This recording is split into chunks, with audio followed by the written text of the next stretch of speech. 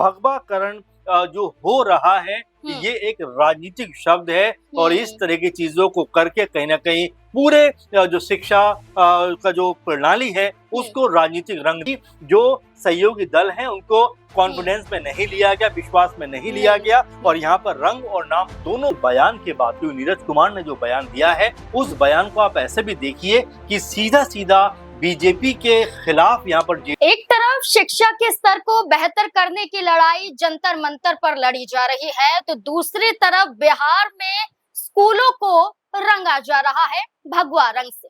आखिरकार ये कैसा बदलाव है जहां शिक्षा के स्तर पर बदलाव होना चाहिए, जहां ये बदलाव होना चाहिए कि सरकारी स्कूलों में बच्चों को कैसे शिक्षा हासिल हो सके कि वो आसानी से उसे ग्राफ्ट कर सके, आने वाले भविष्य में वो बढ़ सके, लेकिन इस पर ध्यान नहीं दिया जाता है। भविष्य पर ध्यान नहीं दिया जाता है, शिक्षा पर ध्यान नहीं दिया जाता है, ध्यान दिया जाता है कि स्कूलों का रंग कैसा होना चाहिए। ऐसा क्यों कहा जा रहा है? दरअसल बिहार में सम्राट सरकार के दौरान लगभग 551 मॉडल स्कूलों को भगवा रंग से रंगा गया है। इतना ही नहीं, स्कूल का नाम भी बदला जाता है, नाम बदलकर सरस्वती विद्या निकेतन रखा जाता है। ये बदलाव स्कूल स्तर पर नहीं बल्कि स्कूल को रंग के स्तर पर किया जाता है और इसके बाद खुद बिहार के मुख्यमंत्री सम्राट चौधरी कहते हैं कि हमने ये नई शुरुआत की है और इनके इस ऐलान के बाद, इस बदलाव के बाद न सिर्फ विपक्ष बल्कि एनडीए के सहयोगी दल भी नाराज दिखाई देते हैं। इसमें सबसे बड़ा दल जनता दल यूनाइटेड का, नीतीश कुमार की पार्टी, जो खुलकर कहती है कि ये बदलाव शिक्षा के स्तर पर तो नहीं, शिक्षा के लिए तो नहीं। तो क्या अब यही बदलाव जो रंग के माध्यम से देखा गया है, क्या यही खींचतान की बड़ी वजह बनेगा? और क्या नीतीश कुमार को नाराज करना, उनकी पार्टी को नाराज करना या उनके फैसलों को बदलना क्या सम्राट चौधरी के लिए मुश्किलें खड़ी कर सकता है आने वाले वक्त में? इसी से जुड़े हुए तमाम सवाल है, चर्चा करेंगे। चर्चा करने के लिए वरिष्ठ सहयोगी अमन जी मौजूद हैं। सर, क्या है पूरा मामला और इस बदलाव को कैसे देखते हैं और इसकी जरूरत क्यों पड़ी बिहार में? देखिए, बिल्कुल सम्राट चौधरी सरकार जिस तरीके से काम कर रही है उसको लेकर भी तमाम तरह के सवाल उठते हुए दिखाई पड़ते हैं, क्योंकि पहले जिस तरह हमने देखा कि भरत तिवारी का जो एनकाउंटर हो जाता है उसको लेकर तमाम सवाल उठते हुए दिखाई पड़ते हैं और न सिर्फ विपक्षी दल बल्कि खुद एनडीए कुनबे के लोग लगातार सवाल उठाते हैं। चिराग पासवान सवाल उठाते हैं, बीजेपी के नेता सवाल उठाते हैं और ऐसे वक्त में एक और बड़ा और अहम मुद्दा निकल कर आता है जिसमें सम्राट चौधरी सरकार फैसला करती है कि बिहार के जो मॉडल स्कूल है जिनकी तादाद लगभग 550 या ये भी कहा जा सकता है कि 551 के आसपास है, अब उनका पहली बार तो नाम बदला जाता है, नाम बदलकर किया जाता है इसका सरस्वती विद्या निकेतन। उसके बाद में कहा जाता है कि भाई इन तमाम जो भी स्कूल हैं इनके जो इमारतों के रंग हैं, पहले चाहे कुछ भी रहे हो लेकिन अब इनके रंग जो है वो भगवा होने चाहिए और इस आदेश को पारित किया जाता है, स्कूलों के रंग बदल दिए जाते हैं। लेकिन अब इन्हीं रंगों को लेकर कह सकते हैं कि जो बीजेपी के समर्थित पार्टी है, बीजेपी के सपोर्ट में आई हुई पार्टी है, एनडीए कुनबे का हिस्सा है जेडीयू, उसको यहाँ पर बड़ा ऐतराज हो जाता है कि भाई आखिर स्कूलों के नाम बदलना, स्कूलों के रंग बदलकर उनको भगवा कर देना, क्या ये सही है? क्या ऐसा करने से शिक्षा के ऊपर कोई असर पड़ेगा? इस बात की जो कह सकते हैं चर्चा यहाँ पर जेडीयू कुनबे से होती हुई दिखाई पड़ती है और जेडीयू के जो प्रवक्ता हैं नीरज कुमार जो एमएलसी भी हैं वो इसके ऊपर काफी नाराजगी जाहिर करते हुए यहाँ पर कहते हैं कि देखिए, पुरखों का सम्मान होना चाहिए, क्योंकि जो ये स्कूल हैं, ये जो इनके जो नाम है ये कह सकते हैं कि पुराने लोगों के नामों पर रखे गए हैं जिनकी अपनी कोई वजूद था, अपनी कोई हस्ती थी, अपना उनका कोई ऐसा दायित्व था जिसको उन्होंने बहुत बखूबी निभाया और इसी एवज में इन स्कूलों को उनके नामों पर रखा गया। लेकिन यहाँ पर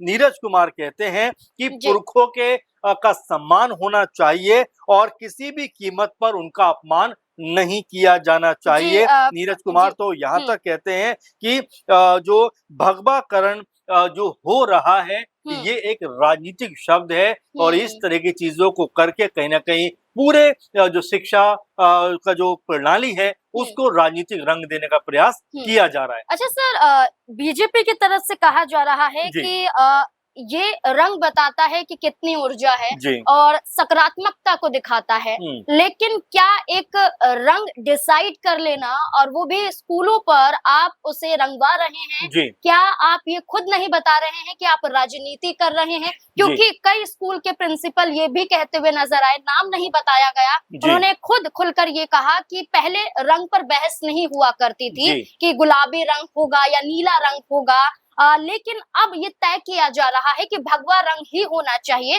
तो यहाँ प्रिंसिपल भी खुद आकर बोल रहे हैं, टीचर भी आकर बोल रहे हैं, तो राजनीति नहीं है। बिल्कुल, देखिए शुरुआत में जो बात आपने कही कि जंतर मंतर पर जिस तरह प्रोटेस्ट हो रहा है, तमाम छात्र अपने घरों से आए हैं और सरकार से मांग करते हुए दिखाई पड़ते हैं कि भाई अपनी जो एग्जामिनेशन प्रणाली उसको ठीक किया जाए, क्योंकि सिर्फ नीट की बात नहीं, लगभग 152 पर्चे लीक हो चुके हैं। यानी कि आप एजुकेशन सिस्टम को बेहतर करिए, लेकिन अगर बिहार की बात करें, चूंकि शिक्षा के मामले में लगातार बिहार को लेकर तमाम तरह के सवाल उठते हैं, शिक्षा प्रणाली पे सवाल उठते हैं, तो उसको बेहतर करने के बजाय यहाँ पर जो शिक्षा का मंदिर होता है, स्कूल होते हैं, उनके रंगों को बदला जा रहा है, उनके नामों को बदला जा रहा है। क्या वास्तव में इससे शिक्षा बेहतर होती हुई दिखाई पड़ेगी? नंबर एक बात। दूसरी बात कि क्या इस जो भी लागू किया गया है ये कि रंग बदलना चाहिए, नाम बदलना चाहिए, क्या अपने सहयोगी दलों से इसको लेकर मशवरा किया गया? क्योंकि जेडीयू की तरफ से लगातार जिस तरह से पुरजोर तरीके से यहाँ पर इन तमाम चीजों का विरोध किया जा रहा है,